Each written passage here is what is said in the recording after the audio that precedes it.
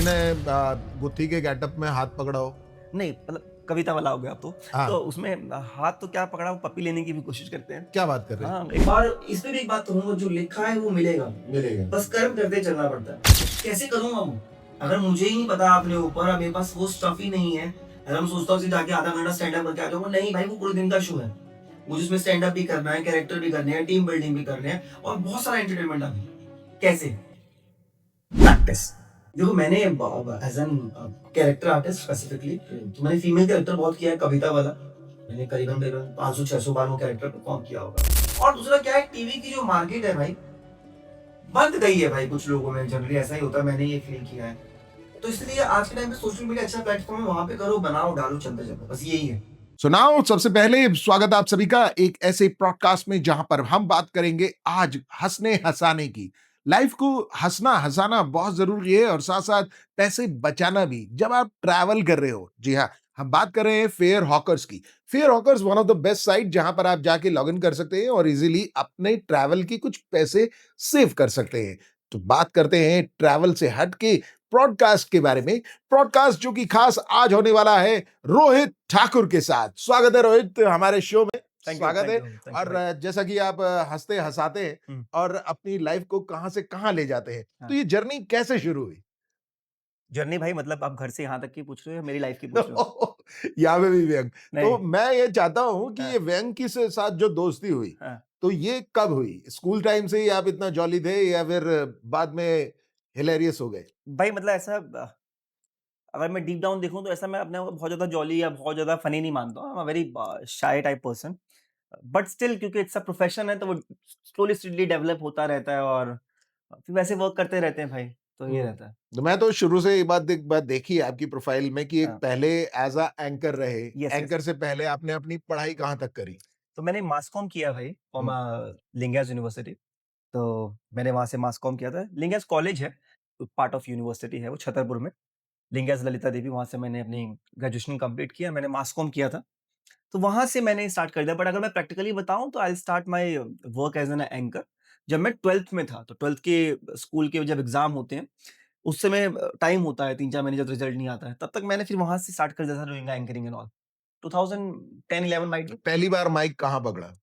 उसी समय पकड़ा 11-12 का जब मैंने शो किया था। तो हुँ, ये छोटा-सा शो था एक होंडा का, तो वहाँ पे मैंने परफ़ॉर्म किया था एज़ एन एंकर। अच्छा, वहाँ का एक इंसिडेंट बताता हूँ मैं, आपको अच्छा लगेगा। तो जब मैंने वो शो किया था एज़ एन एंकर, तो वहाँ पे 2 स्टेज बने हुए थे। एक बना हुआ था छोटा-सा स्टेज, जो पीछे था, जहाँ पे खाना-वाना लगा हुआ था, कुछ 5-6 हज़ार ऑडियंस थी हमारी। तो एक छोटा-सा स्टेज बना हुआ था, जहाँ पे बच्चों के लिए सेटअप डाला हुआ था कि बच्चे आएँगे, खेले-वेलेंगे। तो मैं वो वाला स्टेज कवर कर रहा था। एक बड़ा-सा स्टेज था, बड़ा मतलब बहुत बड़ा स्टेज, और उतने बड़े स्टेज पे एक अच्छा एंकर था जो परफ़ॉर्म कर रहा था।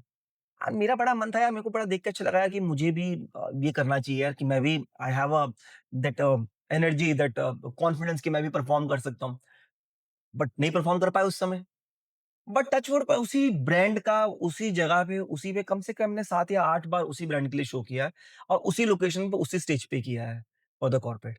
तो मोरल ऑफ द स्टोरी ये है कि सपने देखोगे तो पूरे ज़रूर होते हैं। तो यही है भाई। सपने बड़े देखने चाहिए या छोटे? देखो, सपने अपनी औकात पे है। अपनी औकात पे है। हाँ, मतलब आप जितना अपने आप को सोचते हो, हुँ, और मेरा मानना है इंसान की औकात हमेशा बड़ी रहनी चाहिए। तो बड़े सपने देखो, पूरे ज़रूर होंगे।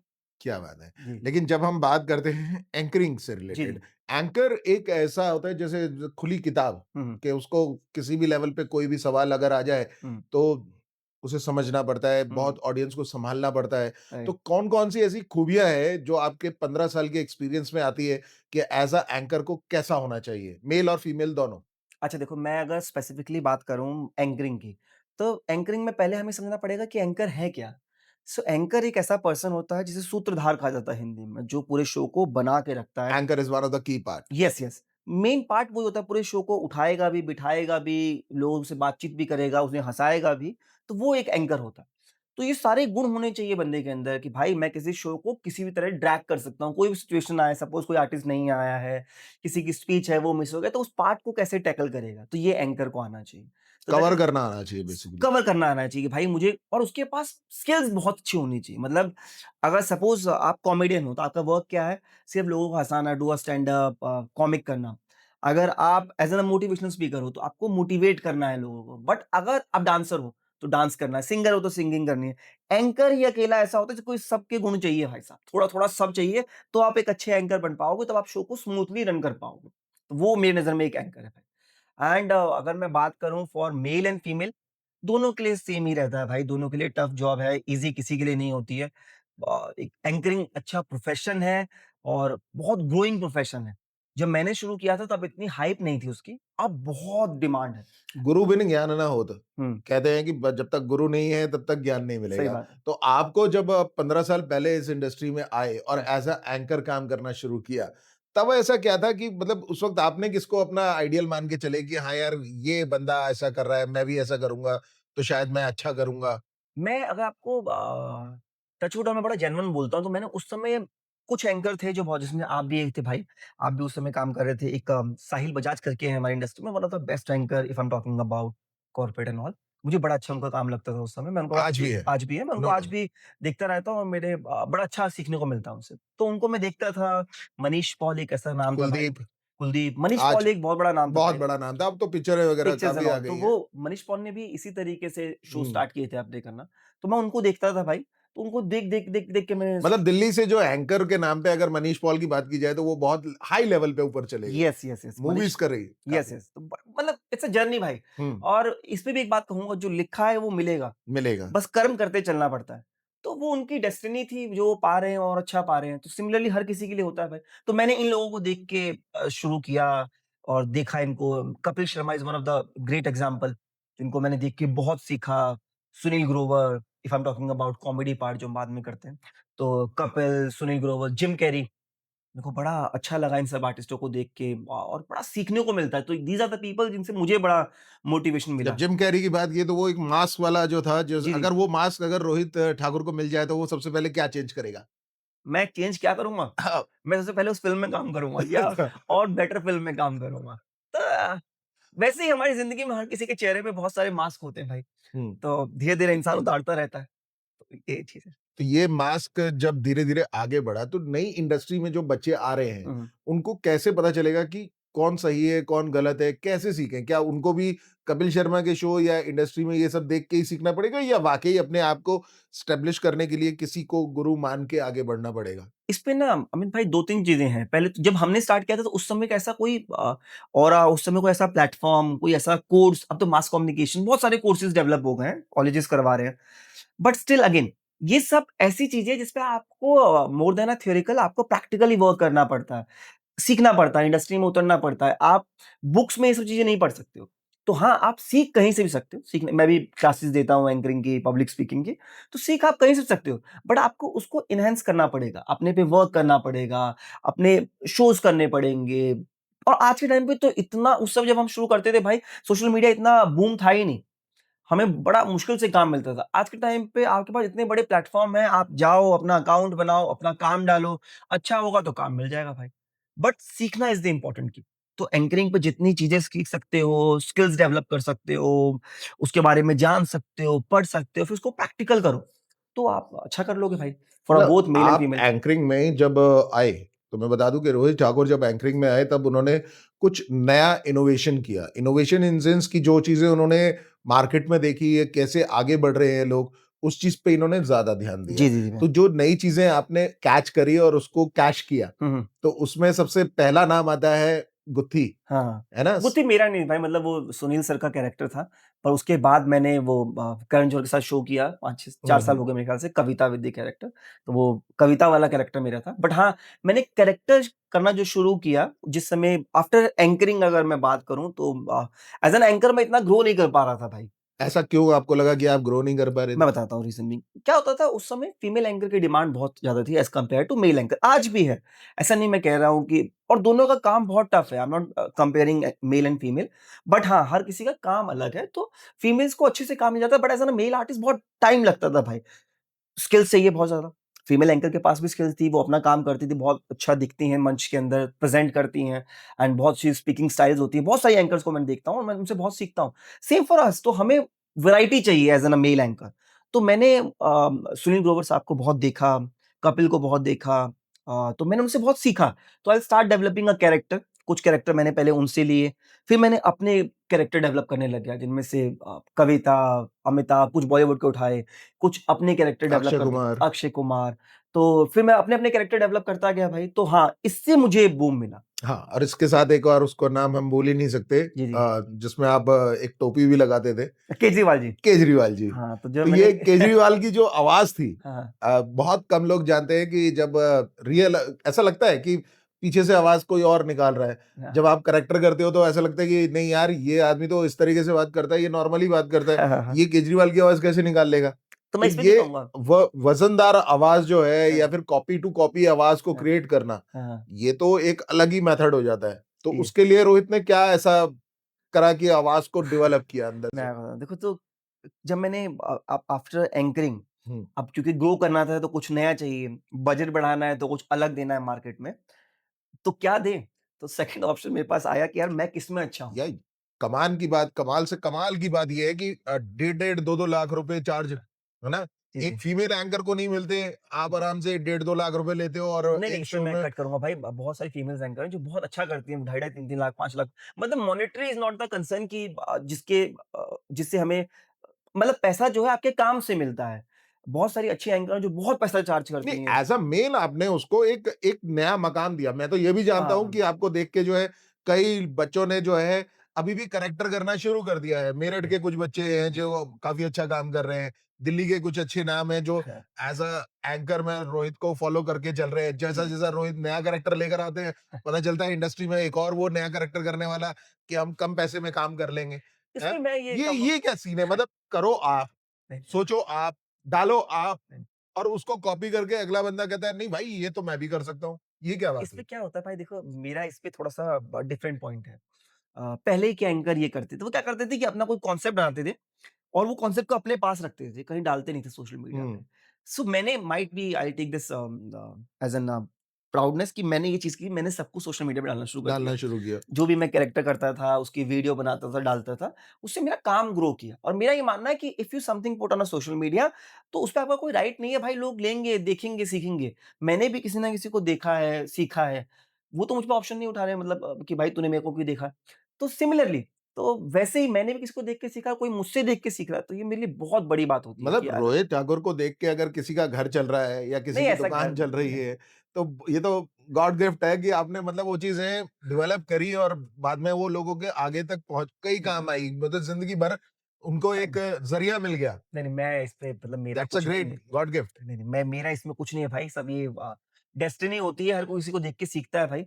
एंड आई ऑलवेज़ बिलीव कि कर्म करते चलो और आपसे कोई सीख पा रहा है, तो ये आपके लिए बहुत बड़ी चीज़ है। तो कोई अगर मुझे देख के सीख पा रहा है या मेरे काम से कुछ ले पा रहा है, उसको अच्छा लग रहा है और वो ग्रो कर रहा है। वापस हम एंकरिंग पे चलते जी, हैं। जी, जो प्लीज़। एंकरिंग का फंडा होता है, हुँ। सबसे पहले जैसे आपने बताया कि anchor is one of the key part, जी, उसको जी। हर चीज़ें आनी चाहिए, जी। उसको एक्टिंग भी आनी चाहिए, उसको थोड़ी-सी सिंगिंग भी जी, आनी जी, जी। चाहिए, जी। बातों को सँभालना आना जी, जी, चाहिए। जी। लेकिन जहाँ तक सँभालने की बात आती है, हाँ। वो धीरे-धीरे जो मेल और फीमेल का कंटेंट जब आता है, हुँ।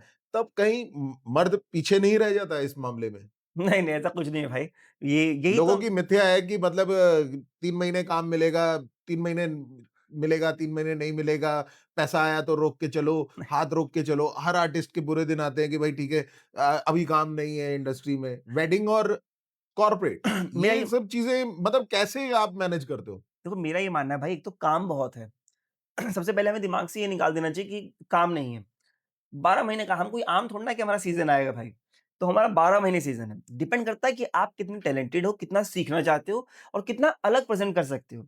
सो वेडिंग इट्स अ मार्केट जो कुछ सर्टेन टाइम काम करती है, 4-5 महीने का टाइम होता है जिसमें हम वर्क करते हैं वेडिंग। बट कॉर्पोरेट जो होता है वो 12 महीने होता है भाई। तो 12 महीने काम है। उसमें भी एंकर चाहिए होता है, उसमें भी कॉमेडियन चाहिए, उसमें भी स्पीकर चाहिए, वेडिंग में भी एंकर चाहिए। तो डिपेंड ऑन योर स्किल कि आप कितना सीख रहे हो। तो काम बहुत है, करने वाला चाहिए और कोई फ़र्क नहीं पड़ता कि कोई मेल एंकर है कि फीमेल एंकर है। कंसर्न है कोई कितना टैलेंटेड है भाई। If you are a talented आपको काम मिलेगा, 101% मिलेगा भाई। मैं जिसे पता भी नहीं था कि एंकरिंग होती क्या है, स्टिल अब मैं काम कर रहा हूँ भगवान की कृपा से और अच्छा काम कर रहा हूँ, तो करते-करते। तो कर्म पे विश्वास करो, काम करो, काम मिलेगा, दैट इज़ 100%। कोई फ़र्क नहीं पड़ता कि मेल है कि फीमेल है, टैलेंट होना बहुत ज़रूरी है। और ये मिथ्या भी बेकार की बात है कि भाई 3 महीने काम नहीं होता इंडस्ट्री में। वो उन्हीं के पास होता है सिर्फ़ 3 महीने काम जो सिर्फ़ एक काम करते हैं। मतलब सिर्फ़ अगर आप सोच रहे हो कि मुझे वेडिंग में एंकरिंग करनी है, तो आप हुँ, फिर 3 ही महीने तो वेडिंग हो रही है, 4 महीने का ही काम है, उसके बाद खाली ही बैठोगे। वेडिंग तो 12 महीने नहीं हो रही ना, हुँ। जैसे ही साए हटेंगे तो काम रुक जाएगा। आप अपने आप को ग्रो करो ना, स्किल्स को डेवलप करो, अपने अपनी चीज़ों पे डेवलप करो, पढ़ो और पढ़ना बहुत ज़रूरी है, लोग पढ़ते ही नहीं। तो पढ़ो और देखो, मार्केट को समझो कि यार मैं क्या अलग कर सकता हूँ। 12 महीने काम है भाई, बहुत काम है। तो ये जब जर्नी एक एज़ अ कैरेक्टर आर्टिस्ट को लेके हुँ, पकड़ के चलते हैं, हुँ, तो ये जर्नी आपने स्टार्ट करी सबसे पहले और उसके बाद आप पहुँच गए मुंबई। हुँ। मुंबई जाने के बाद सबसे पहले आपको क्या लगा कि कैसे अप्रोच हुआ? वो करण जौहर वाला जो किस्सा था, वो अच्छा, कैसे कनेक्ट हुए वहाँ पर? अच्छा देखो मैं बताता हूँ, पहले तो मैं कभी मुंबई की तरफ नहीं गया भाई, प्रैक्टिकली बता रहा हूँ। I will stay in Delhi basically from Himachal, birth place Himachal है, रहता दिल्ली में हूँ। अब गुड़गाँव आ गया हूँ। तो मैं कभी मुंबई की तरफ मेरा ही रुझान रहा है स्टार्टिंग से। मैं मानता ही नहीं, मेरा मानना है कि आपके अंदर टैलेंट है, तो आपको काम मिलेगा। मैं हमेशा इस बात पे फ़ोकस करता हूँ भाई। और मैं जैसे वो जो मैंने करण जौहर के साथ शो किया था हुनरबाज़ में, तो मैं कहीं मुंबई-वुम्बई नहीं गया था भाई, सिर्फ़ शो के लिए गया था परफ़ॉर्म करने के लिए, और मैं परफ़ॉर्म के लिए आता हूँ पैन इंडिया इंटरनेशनली। तो मेरे पास रैंडमली कॉल आई कि रोहित हमारा एक शो है, आर्टिस्ट चाहिए, आप परफ़ॉर्म करेंगे? मैं कहा ज़रूर करेंगे भाई। ना नहीं होनी चाहिए आर्टिस्ट के पास। मैं कहा करेंगे भाई। तो उन्होंने बोला ऐसा-ऐसा शो है, आप आके ऑडिशन दो। मैंने दे दिया। सेलेक्ट हो गया तो मैंने वो शो परफ़ॉर्म किया और टच वुड वो बहुत अच्छा रहा भाई। तो उससे मेरी प्रोफ़ाइल पे बहुत हेल्प मिली और चल रहा है भगवान की कृपा से। फॉलोअर्स बढ़ाने जाते हैं कि मतलब बढ़ जाते हैं? मतलब ये परफॉर्मेंस के दम पे बढ़ते हैं या धीरे से कोई और भी मंत्रा यूज़ कर लेते हैं? आज के टाइम पे दोनों चलता है भाई। अच्छा। बड़े-बड़े लोग फेक फॉलोवर भी डालते हैं, हुँ, तो डालने दीजिए, उनकी मर्ज़ी है। पर मेरा ये मानना है कि जैसे जो होता है ना कि कितना फेक डाल दोगे? हुँ, अब आपके अकाउंट पे, आपके पोस्ट पे 5 लाइक आ रहे हैं, 50 लाइक आ रहे हैं और फॉलोवर आपके लाख हैं, लाख हैं। तो देखने वाला बेवकूफ थोड़ी ना है। इतना तो उसके अंदर नॉलेज है ही कि भाई साहब अगर इसके 50 लाइक आ रहे हैं, 20 लाइक आ रहे हैं और लाख फॉलोवर तो फेक डाले हुए हैं। हुँ। तो मेरे को फेक वाली चीज़ें पसंद नहीं आती भाई। मेरा मानना है आपका काम जेन्युइन होगा, चीज़ें होंगी, फॉलोवर भी गेन होते रहेंगे। मेरी इतनी वीडियोज़ इस पे मिलियन-मिलियन, 30 मिलियन, 40 मिलियन व्यूज़ हैं। मैं अक्सर तो ये देखता हूँ कि जब भी रोहित ठाकुर आप सर्च करेंगे फेसबुक पे, तो ये हर मॉर्निंग में कुछ ना कुछ एक कैप्शन के साथ अपना एक मासूम सा चेहरा डाल देते हैं। नहीं, ये क्या कहानी है? क्या इससे पारिवारिक रूप से थोड़ा नहीं, वो मैं मीम्स बनाता हिलता रहता हूँ। नहीं है हिसाब-किताब कि आज ये मौसम खराब है, बाहर जाऊँ या ना जाऊँ? बोलते कुछ नहीं है, लेकिन लिख देते हैं ऐसा कि लोगों के दिल को छू जाता है। मैं वो ये मीम क्या सीन है? दैट इज़ द मीम्स भाई, आजकल चलते बहुत सारे हैं। तो हुँ, मेरा एक अकाउंट है फेसबुक पे as an comedian Rohit Thakur मतलब सेम। दिखोगे तो बिकोगे। हाँ, देखो बहुत अच्छी बात है भाई, पर इसके लिए दिखने के लिए कुछ भी नहीं करना। हाँ। आज के टाइम क्या करते हैं लोग, दिखने के लिए कुछ भी करने लग जाते हैं कि भाई ये कर ले वो नहीं, दिखने के लिए अच्छी चीज़ दिखानी बहुत ज़रूरी है। तो that is the key factor भाई। तो करते रहो, मैं भी करता रहता हूँ भाई, सीखता रहता हूँ। तो जो आप बात कर रहे हो वो मीम्स होते हैं, मैं बनाता रहता हूँ आजकल और डालता रहता हूँ भाई। वापस चलते हैं मुंबई इंडस्ट्री से जी। कभी जो आपने शो किया, हुँ। करण के साथ किया, क्या वापस अगर करण से फेस टू फेस कभी उसके बाद मुलाकात हुई? नहीं भाई, देखो मैं एज़ एन परफ़ॉर्मर गया था, मुझे कोई वो जानते नहीं है। माइट पे अभी मैं मिलूँ तो माइट भी जाने ना जाने, that is totally depending on him कि बट हाँ, वो शो मैंने किया अच्छा था, that is the only thing भाई। मतलब उम्मीदें किसी से नहीं है। मैं उम्मीद सिर्फ़ अपने आप से रखता हूँ भाई, मेरा स्टार्टिंग से ये मानना है जब से मैंने काम शुरू किया कि आपके काम में दम होगा, चीज़ों में दम होगा, तो आपके पास काम आएगा भाई। आप आज के टाइम पे तो सोशल मीडिया इतना ग्रो है भाई साहब, बिहार के किसी कोने में कोई बंदा बैठा हुआ है, टैलेंट है उसके अंदर, मिलियन फॉलोवर्स है, उसको कहीं जाने की ज़रूरत ही नहीं, लोग बुला रहे हैं उसको कि भाई आप हमारे पास आ जाओ। लोग उठ के उसके पास जा रहे हैं कि हमारे साथ एक वीडियो शूट कर लो। तो talent, that is the key factor. Talent के ऊपर एक और चीज़ है, जो आज के टाइम में बहुत इम्पोर्टेंट हो गई है, कंसिस्टेंसी। लगातार करना बहुत ज़रूरी है भाई साहब। मेरा ये मानना है कि किसी भी चीज़ पे अगर आप लगातार काम नहीं करोगे, सोचोगे आज कर लिया, कल छोड़ दिया, फिर परसों करेंगे, तो सक्सेसफुल नहीं हो पाओगे भाई। सक्सेसफुल का सबसे बड़ा मंत्र ये है भाई आज के टाइम पे कि कंसिस्टेंसी करते रहो, करते रहो, करते रहो और होगा ज़रूर। That is the game. तो ये कैरेक्टर से जब आप करते हैं, तो इसके बाद जो आपने इनोवेशंस नई चीज़ें जी, जी, निकाली, जी, जी। उसमें नए कैरेक्टर्स पे आपने जब काम करना शुरू किया, जी, तो कोई ऑब्जेक्शन भी उठाते हैं? जैसे मैंने बात करी थी कि केजरीवाल या कोई पार्टी से रिलेटेड जब जी, बात जी। होती है, कि आपने ऐसा क्यों बोल दिया, वैसा क्यों बोल दिया? नहीं, मेरे को आज तक टच वुड ऐसा ब कभी कुछ हुआ नहीं कि किसी का मुझे कॉल आया हो कि यार तुम केजरीवाल के बारे में बोल रहे हो या मोदी के बारे में बोल रहे हो। हाँ, गालियाँ पड़ती है वो अलग बात है। वो तो कमेंट में अच्छा। चलती रहती है गालियाँ, भर-भर के गालियाँ आती हैं।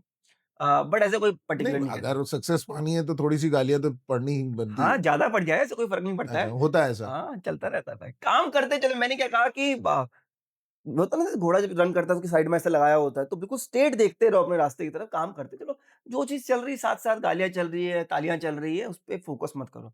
कभी भी किसी भी चीज़ को अपने दिमाग पे नहीं चढ़ाना चाहिए। आप कितने अच्छे परफ़ॉर्मर हो ये सोचते रहोगे मैंने बहुत अच्छा शो कर दिया, तो अगली बार नहीं कर पाओगे। खराब शो हो गया सोचते रहोगे तो काम नहीं कर पाओगे। कंसर्न क्या है कि कोशिश करो अच्छा करने की। अच्छा, खराब वो आपके हाथ में नहीं है। That depending on the day, situation, time बहुत चीज़ें मैटर करती है। बस करना इम्पोर्टेंट है। दैट इज़ द करना की। इम्पोर्टेंट है। यस। एंकरिंग से रिलेटेड जब हम बात करेंगे स्टार्टिंग से ही कि जो anchor is one of the place कि हुँ, एक जगह पहुँचता है, काम करता है, तो उसे कौन-कौन सी आप टिप्स देना चाहोगे कि जब एक एंकर अपने काम पे फ़ोकस करने के लिए मूव करता है, हुँ। Early morning to start to end of the day, क्या-क्या चीज़ें उसको अपने ध्यान में रखनी चाहिए अगर जिस दिन उसका शो है? मैं जो बच्चे एंकर करते हैं, जो एंकरिंग कर रहे हैं, मैं सिर्फ़ ये कहना चाहूँगा कि अपने आप को सेलिब्रिटी मानना थोड़ा-सा कम कर दो। आज के टाइम पे क्या हो जाता है कि जैसे ही 1000, 2000, लाख, 2 लाख फॉलोवर होते हैं, हर बंदा अपने आप को सेलिब्रिटी मानने लग जाता है, कि अब तो मैं सेलेब हूँ, मैं शो से आधा घंटा पहले जाऊँगा और जाते ही जाऊँगा तो मेरे को कॉफ़ी चाहिए पहले, कॉफ़ी के बाद 2 लोग आके मुझे बोले, "सर, सर, सर," तो मैं काम करूँगा। ये सबसे बड़ा ड्रॉबैक है। जब मैं शो को होस्ट करता हूँ आज भी, तो मैं शो से 3 घंटे, 2 घंटे पहले जाता हूँ। कई बार वहाँ पे कैमरा टीम भी नहीं होती, but still I will be there. मैं उस शो के ऑरा को जज करता हूँ, स्टेज को जज करता हूँ कि मैं यहाँ खड़ा होऊँगा, तो अच्छा बोल पाऊँगा, यहाँ खड़ा होऊँगा तो अच्छा होऊँगा, मैं ऑडियंस के बीच में आऊँगा तो this is the key point जहाँ मैं खड़ा हो सकता हूँ। या मैं इनसे इस तरीके से आई कॉन्टैक्ट करूँगा, डीजे वाले से मुझे ये बात करनी है, म्यूज़िक मुझे ये देना है या एलईडी टीम से ये बात करनी है। आई हैव अ टीम जो सब मैनेज करती है, बट स्टिल मेरा पहुँचना बहुत ज़रूरी है। वो जो एक शो हमने देखा था जिसमें आपने फ़ेसबुक पे कई जगह पे आप मारते हो उस चीज़ को कि फ़ेसबुक से जी। इतना बजट कम है हाँ। और इतने में इतना ही अक्षय कुमार मिलेगा। वो क्या ये मतलब लॉजिक जो एक नई चीज़ें आई कि भई आपने अक्षय कुमार का पूरा गेटअप लिया हुआ, उछल रहे हैं और उसके बाद फिर कहते हैं कि भाई इतने पैसे में इतने इतने से जहाज़ में ही आएगा बंदा। वो तो ऐसे ही तो मतलब क्या मेरे ये कैसे आइडिया कैसे आया कि एक जहाज़ उड़ाएँगे उसपे फिर एक कंपनी का नाम भी ले देंगे। हाँ। तो ये कॉर्पोरेट के साथ जोड़ के आपने वेडिंग के अंदर ये चीज़ करी। हाँ, मतलब वो जैसे रिसेंटली एग्ज़ाम्पल तो आई कम एज़ एन अक्षय फिर मैं वीडियो एक प्लेन होता है पेपर से मैंने बनाया तो मैं ऐसे उड़ाता हूँ। और मेरी कोशिश रहती है वो सीईओ के पास जाए, जो कंपनी का ओनर है। तो जब वो उसके पास अच्छा जाता है उसी के पास तो उसके बाद जाए। तो मैं उसे बोलता हूँ कि ये उसी के पास जाता है जिससे मुझे पैसे लेने होते हैं। अच्छा। तो काइंड ऑफ अ स्क्रिप्ट ये एक स्क्रिप्ट वाला पार्ट होता है भाई, तो उसमें एक डाला हुआ था अच्छा चलो। ये बात आई जब एंकरिंग की, तो कुछ लोग रैंडमली जो कुछ भी मुँह में आया पूछ लिया, हाँ, है ना? बहुत बड़ी गलती है। बहुत बड़ी गलती है। हाँ, कोई मतलब वर्कआउट नहीं, कुछ नहीं, एकदम क्लाइंट के पास गए, हाँ, वेडिंग हो रही है या कॉर्पोरेट हो रहा है, आपने माइक उठाया, किसी के पास भी चले गए, वहाँ जाके आपने रैंडमली सवाल कुछ किया, सामने वाले ने आपको झाड़ दिया, उसी वक़्त झाड़ दिया। हाँ, बोल तो सकते हैं। हैं? ये ऐसा लाइव हुआ है चल रहा है। कभी? टच वुड भगवान की कृपा से मेरे साथ नहीं हुआ भाई क्योंकि मैं बहुत प्लानिंग से काम करता हूँ, बहुत शिद्दत के साथ काम करता हूँ और बहुत घुस के काम करता हूँ। कभी किसी ने गुत्थी के गेटअप में हाथ पकड़ा हो? नहीं मतलब कविता वाला हो गया अब तो। हाँ, तो उसमें हाथ तो क्या पकड़ा वो पप्पी लेने की भी कोशिश करते हैं। क्या बात कर रहे हाँ, सुना हैं? है एक बार उस कैरेक्टर के बंदे मुझे कहता कि नंबर माँग रहे थे। अच्छा, अब मैं आपको एग्ज़ाम्पल देता हूँ तो क्या हुआ एक शो में कर रहा था एज़ एन आर्टिस्ट बहुत पहले की बात है। तो मैं रेडी हो रहा था, फीमेल कैरेक्टर है। तो मैंने वो अपना सामान-वामान लगा रहा था और मैं आधा रेडी था, सलवार मैंने पहनी हुई थी, मैं सिर्फ़ सूट पहनने वाला था और क्योंकि जल्दी रेडी होना था तो मैं मेल वॉशरूम के अंदर था। तो जैसे ही मैं पहनने लगा, मैंने विग लगाई, मैंने खोला सामने से एक दरवाज़ा बंदे ने वॉशरूम का खोला और मुझे देखा, उसकी निगाहें मुझ पे, मेरी उस पे, मुझे कहता सॉरी मैडम मैंने कहा कर ले भाई कोई दिक्कत नहीं है। तो it's a part of work बहुत पहले की ये बात है। तो ऐसा कुछ नहीं होता, करते रहना पड़ता है भाई, मैंने यही कहा आपको। That is the key. तो ये तो सच में ऐसा हो गया लेकिन किसी शो के बीच में कोई हाँ, बंदा अगर ड्रंक करा हुआ हो, हाँ, एक्साइटेड हो गया हो हाँ। कि हाँ यार लड़की आई है मेरे हाँ, पास एक्साइटेड का और मतलब क्या है आप भाई? हाँ, एक्साइटेड का मतलब आपने जाके उसको हल्का-सा बोला कि शर्मा जी क्या हाल-चाल? आपने हाथ पकड़ लिया, कैसे हैं आप? हाँ। और पता चला वो और ज़्यादा ड्रंक में और उसने पकड़ ही लिया हाथ ज़बरदस्ती पर कर टचवुड ऐसा नहीं हुआ भाई, मतलब जो भी शो मैं करता हूँ बड़े अच्छे होते हैं, क्राउड अच्छा होता है। तो ऐसे भावुक नहीं होते वो लोग अच्छा। और उनको पता है कि अंदर लौंडा ही है, डर जाएगा। अंदर लौट आई है। हाँ, तो थोड़ा डर के रहते हैं, ठीक रहता है। मतलब कभी इस चीज़ से डर नहीं लगा? नहीं भाई, it's a part of work. मैंने कहा ना, आपको अपने ऊपर कॉन्फिडेंस होना चाहिए। चलिए, अब मैं थोड़ा-सा इसके बैकग्राउंड जो पीछे वाली स्टोरी यानी कि हर एक बंदे का एक चीज़ ज़रूर होती है, उसका परिवार। जी, जी, जी। और जब परिवार में हिमाचल में लोग देखते हैं, जी, जी। तो परिवार से बात होती है, "भई तुम्हारा लड़का क्या करता है?" हुँ, भई लड़का तो ये सब कर रहा हुँ, है ना? सूट पहन के जा रहा है, लड़कियों वाले ड्रेसअप में काम कर हुँ। रहा है। तो क्या पारिवारिक रूप से कुछ पीछे से आवाज़ें आई इसको लेके, प्रोफ़ेशन मतलब को टच लेके? वुड, भगवान की कृपा है भाई, ऐसा कुछ नहीं आया। और it's a part of work, और कोई वो एक ही कैरेक्टर नहीं करता हूँ मैं, ऐसे 40-50 कैरेक्टर हैं मेरे, apart from Kavita, Amitabh, Akshay, Shahrukh, and lots of my own character. तो कभी ऐसा वो नहीं आया है। अभी स्पाइडरमैन का कुछ नया स्टार्ट बस कर अभी मैं रहे हैं? आऊँगा, करूँगा, कभी ना कभी कर लूँगा भाई अच्छा। वो भी। तो प्लान करता रहता हूँ भाई कि शो के अंदर क्या चल सकता है। कॉर्पोरेट में मैंने देखा कि अभी स्पाइडरमैन का काफ़ी हाँ, ज़ोर चल रहा है। तो मतलब ऐसा क्या ज़ोर वो नहीं। मार्केट को देख के ही चल रहे हो आप कि हाँ, स्पाइडरमैन मूवी आई है तो स्पाइडरमैन का हाँ, करना कैरेक्टर? पड़ता है भाई। मतलब देखो, लोग रिलेट किससे करेंगे? रिलेट करना इज़ इम्पोर्टेंट। आप कोई चीज़ डेवलप करते हो, या टीवी पे भी कोई चीज़ आप शो देखते होंगे, या यूट्यूब पे किसी और होते, तो जब तक वो रिलेटेबल नहीं होगा, तो वो कैसे चलेगा? जैसे ट्रम्प का चल रहा है, आप ट्रम्प का कुछ करोगे तो लोग बड़ा एन्जॉय करेंगे। हुँ, हुँ। तो बहुत रिलेटेबल चीज़ चाहिए। अब मैं कुछ अब पीछे का उठा के ले आऊँ, जिसको पता ही नहीं है ऑडियंस को आगे बैठी हुई, तो वो नहीं चलेगा। अब आपके सामने यंग बच्चे बैठे हुए हैं, उनको वही चाहिए। जेन ज़ी को लेके क्या सोच है? जो जेन ज़ी नए हैं, जो एंकरिंग करने के लिए हुँ, आते हैं, हुँ। उनको क्या टिप्स देंगे? करो, बहुत अच्छी फ़ील्ड है, लग के करो, दिल से करो और करते रहो। अच्छा पैसा है, अच्छा नाम है। कभी भी ऐसा नहीं लगता कि गर्ल्स के लिए ये लाइन जो है थोड़ी खतरनाक भी हो सकती है? रात को ट्रैवल करना, छोड़ना, क्लाइंट की बदतमीज़ी, ये सब चीज़ें भी गर्ल्स के साथ काफ़ी फेस करती हैं गर्ल्स? मेरी काफ़ी सारी स्टूडेंट्स हैं जो फीमेल्स भी हैं भाई, हुँ। एंड आई ऑलवेज़ से कि नहीं फ़र्क पड़ता, और ऐसा ज़रूरी नहीं है कि ऐसा होगा भी। और आप इतने कैपेबल हो, I am talking about female, वो जवाब दे सकती हैं। रैपर दे सकते हैं ढंग के। अगर कोई तंग करे या कुछ बोले, ये अगर फीमेल की क्यों बात, अगर आपको कोई तंग करेगा या कुछ बोलेगा, तो आप भी तो जवाब दोगे ना। तो सेम फॉर अ फीमेल। तो इंडस्ट्री बहुत अच्छी है, कोई ऐसा डर वाले की ज़रूरत नहीं है कि भैया फीमेल है तो हमें ये रहेगा, रात को आना-जाना है। कैब्स चल रही हैं, अपनी गाड़ियाँ हैं, अपनी चीज़ें, तो सेफ है। बाकी आपके ऊपर है।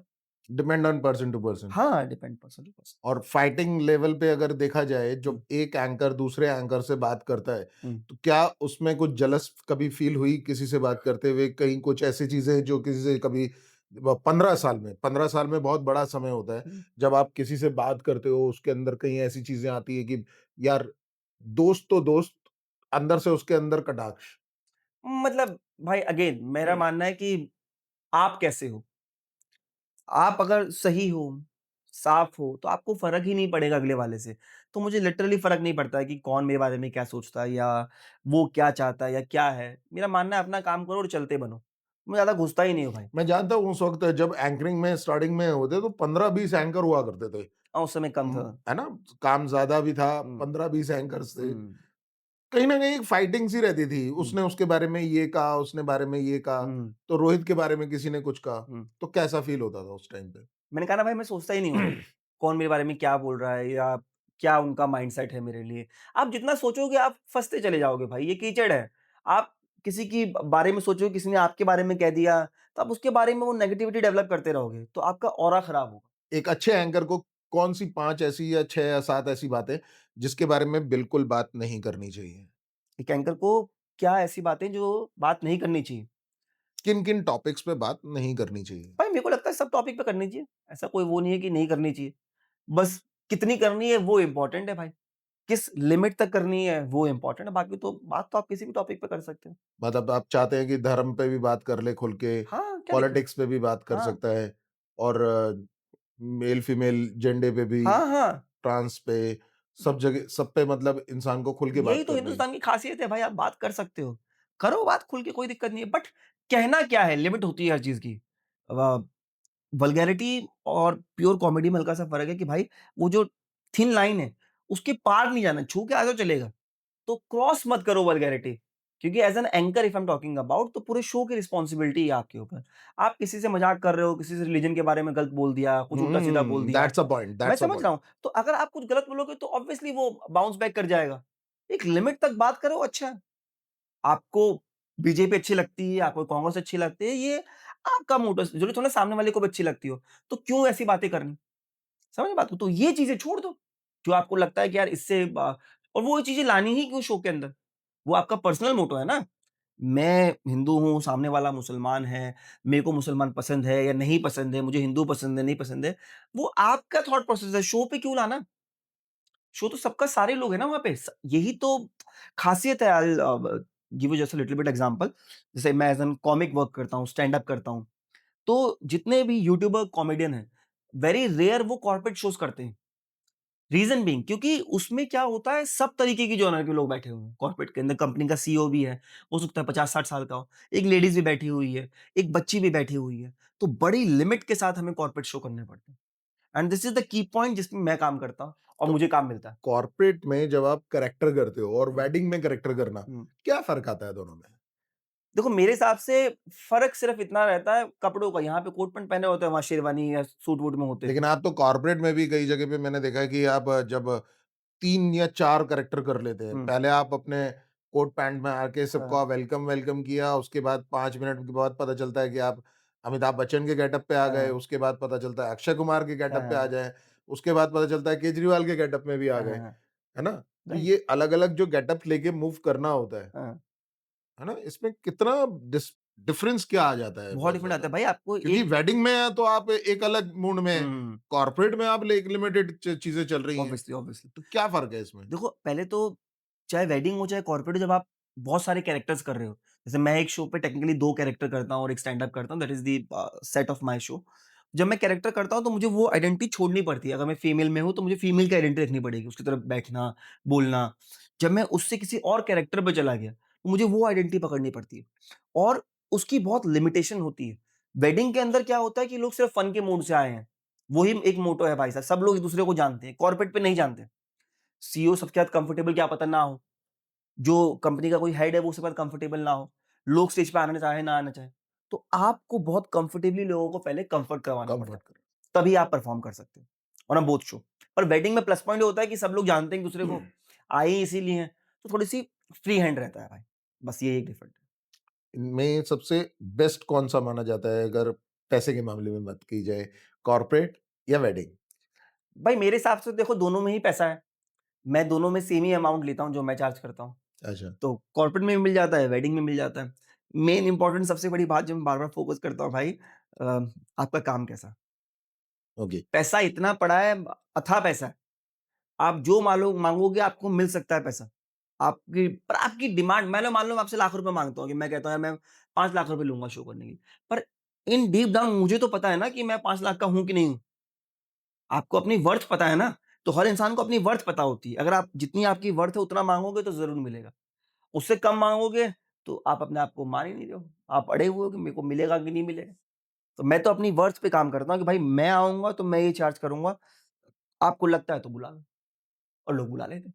तो चल रहा है। बुलाने का तो वो मेन फंडा वही है ना कि आपने को जो मीडिया सेक्टर जो मीडिया की सपोर्ट है, हुँ, मतलब जो सोशल मीडिया की हुँ। सपोर्ट है या फिर चारों तरफ से एक जना दूसरे को जब कॉर्पोरेट में जाते हैं तो दूसरे को प्रोफाइल जाती है। जी, जी। लेकिन पहले के टाइम पे ऐसा नहीं था। हाँ, आज के टाइम पे तो काफ़ी चीज़ें खुल गई हैं, ईज़िली हो गई है। ये भी दोनों पे है भाई। देखो वेडिंग के लिए सोशल मीडिया इज़ गुड।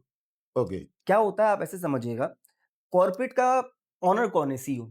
उसकी एज क्या होगी 50, 55, 60, 40, 45 इसके आस-पास ही होगा। हुँ, हुँ। वो might be it's a very rare chance कि वो इंस्टा यूज़ कर रहा होगा और उसके पास इतना टाइम होगा कि इतनी बड़ी कंपनी को चला रहा हूँ और मैं इंस्टा यूज़ करूँ। वेडिंग में क्लाइंट कौन है आपका? ग्रूम ब्राइड, लड़का-लड़की, एज कितनी? 20, 22, 23, 24, 25 कहाँ होंगे? इंस्टाग्राम पे होंगे। तो वेडिंग का काम you can 101% get from Instagram, YouTube, Facebook. But corporate and specifically for anchoring और कॉमिक पार्ट, ये तो बहुत बड़ा नाम है आपका, तो आपको सोशल मीडिया से देख के बुला लेंगे या फिर सेकेंडरी माउथ पब्लिसिटी। मैं अच्छा करता हूँ, अगर आपने किसी को बोल दिया और वो आप पे ट्रस्ट करेगा तो मुझे ज़रूर बुलाएगा।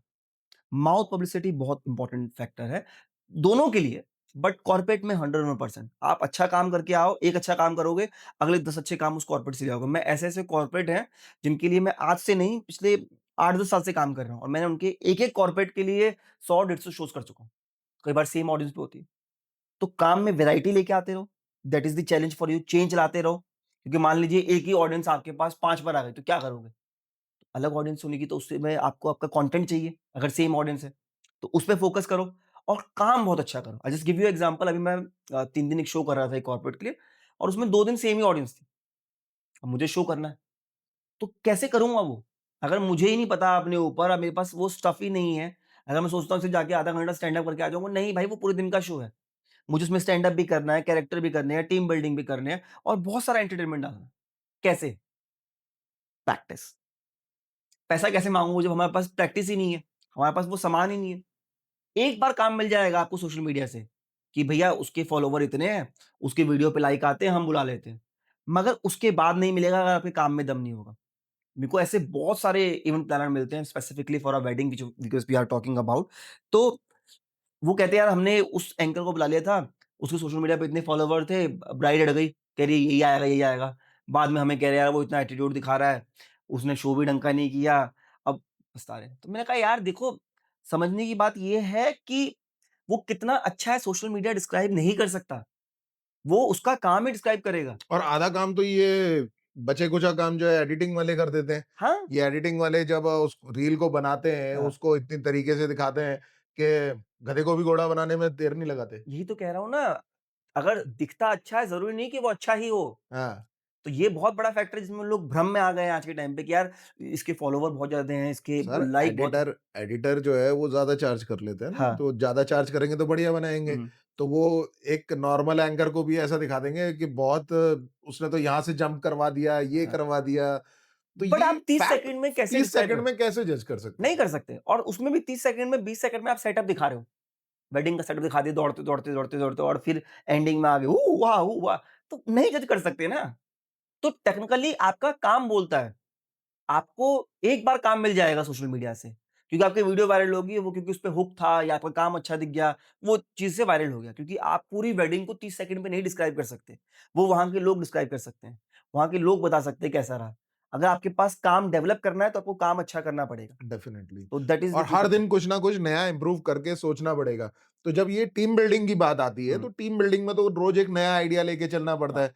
कभी बॉल से बॉल को टकराना है, कभी बैडमिंटन पे हुँ, आपको कुछ और गेम्स कराने हैं या राइट, फिर किसी भी चीज़ को अगर ऑन द स्पॉट मैं आपसे पूछूँ कि 5 ऐसे हुक्स वाले गेम्स हों, हुँ। जो टीम बिल्डिंग के लिए लेटेस्ट आपने माइंड में कैच किए हुए हों? भाई कोई भी 5 गेम किसी भी एक प्रॉप से उठा सकते हैं। जैसे कि मान लीजिए ग्लास पड़ा हुआ है, इस ग्लास से आप क्या गेम करवा सकते हैं? ग्लास को कौन तेज पास कर सकता है, कौन लेके आ सकता है, कौन सर से पास कर सकता है, कौन सर से लेके आ सकता है, एनीथिंग कुछ भी गेम हो सकता है। आपको बस उसके लिए क्रिएशन करनी पड़ेगी, क्रिएटिव बनाना पड़ेगा अपने आप को। That is the game, that is the key point for a team building session. क्योंकि टीम बिल्डिंग गेम ऐसे देखो, वेडिंग पे गेम और टीम बिल्डिंग गेम दोनों डिफरेंट है, ये हुँ, समझना बहुत ज़रूरी है। टीम बिल्डिंग के अंदर जहाँ पे हम एक साथ 200, 500, 1000 लोगों को साथ लेके टीम हुँ। बिल्डिंग करवा रहे हैं। एक सर्टेन टाइम पे सब लोग खेल रहे हैं, जहाँ उनका दिमाग भी लग रहा है। खास और तौर पे हल्दी वाले दिन तो या मेहंदी वाले दिन जी, सबसे ज़्यादा एंकर्स के पास जो काम होता है, वो इसी तरीके का होता है कि हाँ, गेम करवा दो। हाँ। अब वही चीज़ same to same, copy to copy आप कॉर्पोरेट में नहीं करा सकते। कर ही नहीं सकते भाई। मतलब वहाँ पे आप 4 लोगों को, 10 लोगों को, 20 लोगों को वो गेम करवा रहे हो। यहाँ 1000 लोग खड़े हुए हैं, 500 लोग खड़े हुए हैं। It's a very difficult task. अगर आपको टैलेंट नहीं होगा, आप उनको ग्रैब ही नहीं कर पाओगे। उनका अटेंशन ही नहीं कैच कर पाओगे। वेडिंग में चल जाएगा कि आपने 10 लोगों को बुला के कोई गेम करवा दिया, कोई रस्सी खिंचवा दी, कुछ यहाँ से वहाँ कूदवा दिया, कोई गाना गवा दिया, कोई हुक स्टेप करवा दिया। कॉर्पोरेट में नहीं चलेगा। कॉर्पोरेट में स्किल वर्क करती है। एक-एक गेम 20-20 मिनट का होता है। उस 20-20 मिनट के अंदर आप क्या करोगे? क्या यूनिक होगा? कैसे वो सारे लोग आपको देखेंगे, क्योंकि आप अकेले ही मैनेज कर रहे हो उतने लोगों को। 2 घंटा टीम बिल्डिंग करवाना और सिर्फ आप ही माइक पे बोल रहे हो। बहुत टैलेंट चाहिए, बहुत हार्ड आजकल एक वर्क चाहिए। नया भी वो आया है बैंगो बजाने का समथिंग, वो बहुत सारे बैंगोज़ सबको ही बाँट दिए, मतलब 200 लोगों को 200 बैंगोज़ बाँट दिए। हाँ, दैट इज़ और द देखो तो ये उसका कॉन्सेप्ट खर्चा कौन उठाता है बेसिकली? खर्चा ब कंपनी जो मंगवा रही है पैसा तो वही देगी। अच्छा, जैसे तो मैंने अभी ये आइडिया जब आप किसी को देते हो, किसी कंपनी को कि मैं आज 25 बांसुरी मँगा रहा हूँ हाँ, या 25 बैंगो बजा रहा हूँ हुँ, सारे इकट्ठे, हुँ, या बैम्बू ड्रम्स स्टिक से ड्रम्स हाँ, बजाने हैं, मैं बताऊँगा कि कैसे करना है। हाँ। तो इसकी ट्रेनिंग भी लेते हो? ट्रेनिंग प्रैक्टिस करता हूँ ऑब्वियसली भाई। अगर जब तक मुझे नहीं आएगा तो मैं कैसे आगे करवा हुँ, सकता हूँ और वो भी मतलब वो भी हवा में नहीं होता। बीट्स बीट्स के साथ लोगों को करवाना। हाँ, भाई अब जैसे एक नया गेम मैंने डिज़ाइन किया है बॉम्ब मेकर के साथ, जिसमें स्टिक्स होती हैं, हुँ, उसमें से आवाज़ निकलती है। तो उसका कॉम्बो बना रहा हूँ बॉम्ब मेकर विद डपली। तो उसका कैसे हो सकता है? किस तरीके से मैं एलईडी को यूज़ कर सकता हूँ? तो उस पे वर्क कर रहा हूँ भाई। प्रैक्टिस बहुत चाहिए भाई इन सब चीज़ों में। ये लगता बहुत आसान है, हुँ। इतने लोगों को एक साथ गेम करवाना। It's a very tough task. कोई ऐसा जिसमें इलेक्ट्रॉनिक्स नई चीज़ें भी आपके काम आती हों? जैसे एलईडी हो गया या हाँ, फिर एलईडी। बड़ी उस पे आप कुछ और आंसर्स लिखा हुआ आ गया, आपने किसी और को कोई और पर्ची दी, हाँ, उससे कोई और पर्ची में आंसर आ रहा है, फिर वो मैच हो रहा है। बहुत सारी चीज़ें तो होती है इस भाई। इसके लिए बहुत सारा लोगों की ज़रूरत होगी, तो टीम भी काम करती होगी। Yes, obviously. तो मेरे साथ 10-20 लोग हैं जो मेरी टीम में वर्क करते रहते हैं। इवेंट प्लानर्स हैं जो साथ-साथ वर्क करते रहते हैं। बिना साथ में, बिना टीम के अकेला नहीं कर हो सकता। ही नहीं सकता। हमें दिखता है कि रोहित अकेला काम कर रहा है। नहीं, ऐसा नहीं है भाई, वो क्योंकि चेहरा मेरा सामने दिख रहा होता है और पीछे बहुत प्रैक्टिस होती है, टीम होती है साथ में जो वर्क कर रही होती है, सोच रही होती है। हम लोग क्रिएट कर रहे होते हैं साथ में, फिर जाके वो रिज़ल्ट आता है। दैट इज़ द थिंग भाई। म्यूज़िक भी अपना क्रिएट करना पीछे से, कुछ ना कुछ चाहिए होता है भाई। और म्यूज़िक उसके लिए चाहिए। पहले से जाके डीजे से कंसर्न येस। करना, सारी चीज़ और टीम काम कर रही है उसके लिए। साउंड के साथ वर्क करना पड़ता है, एलईडी पे क्या आएगा ग्राफिक उस समय, अच्छा। डीजे कौन-सा म्यूज़िक चलाएगा, हुँ। मेरे को कौन से प्रॉप्स चाहिए, कहाँ पे कौन से प्रॉप्स रखे जाएँगे, तो बहुत मैटर करता है भाई। मैंने आपके सारे शोज़ में देखा कि आपका एक एलईडी पीछे जो है यस, बाकायदा केबीसी खेल रहे हैं हम लोग यस, बैठ के, दैट इज़ तो द ये कॉन्सेप्ट भाई क्या अगेन। है वो केबीसी का मतलब पढ़ना? It's a very simple thing भाई, वो बहुत अलग नहीं है, तो आई कम एज़ एन अमिताभ एंड उसके बाद मैं केबीसी खेलता हूँ ऑन स्क्रीन लोगों के साथ। इट्स अ 50 मिनट और 30 मिनट ऑफ सेगमेंट जो मैं एक शो में डालता हूँ, तो ऐसा रहता है भाई। सबसे बेस्ट अपना जो कैरेक्टर है, हुँ। उसमें आप किसमें कंफर्टेबल ज़ोन समझते हैं अपना? देखो मैंने as an character artist specifically, हुँ, तो मैंने फीमेल कैरेक्टर बहुत किया है, कविता वाला। मैंने करीबन-करीबन 500-600 बार वो कैरेक्टर परफ़ॉर्म किया होगा और उसके अलावा सारे कैरेक्टर अच्छे हैं भाई। डिपेंडिंग ऑन शो कि इस शो में मैं क्या डाल सकता हूँ, मैं उस तरीके से प्लान करता हूँ। मतलब ऐसा नहीं होता कि मेरे पास, तभी तो मैं कह रहा हूँ कि आपके पास वर्क होना चाहिए बहुत सारा, प्रैक्टिस होनी चाहिए बहुत सारी। तो शो में क्या चलेगा आपको प्लान करना पड़ेगा। अगर सपोज़ करो मेरे पास एक ही कैरेक्टर है, तो मैं कब तक डालता रहूँगा? कितनी बार? कितनी बार डालूँगा? मैं भी ऊब जाऊँगा और एक ही कैरेक्टर में एक ही चीज़ करता रहूँगा तो कब तक चलेगा?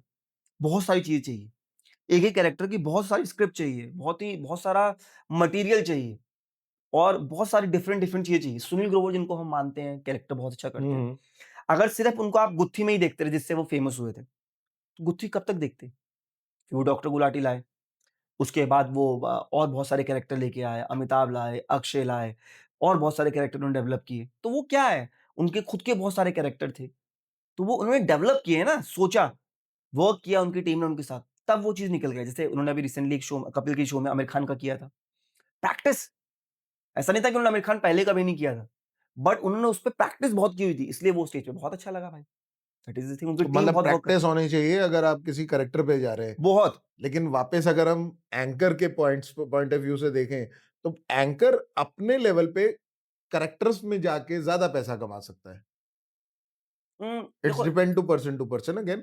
नहीं ऐसा नहीं, देखो ये क्या है, अब ऐसे समझना पड़ेगा भाई, अगर मैं मॉनेटरी वाइज़ बात करूँ, हुँ, एंकरिंग अगर स्पेसिफिकली आप as an anchor he work कर रहे हो, आप तब भी पैसा कमा सकते हो।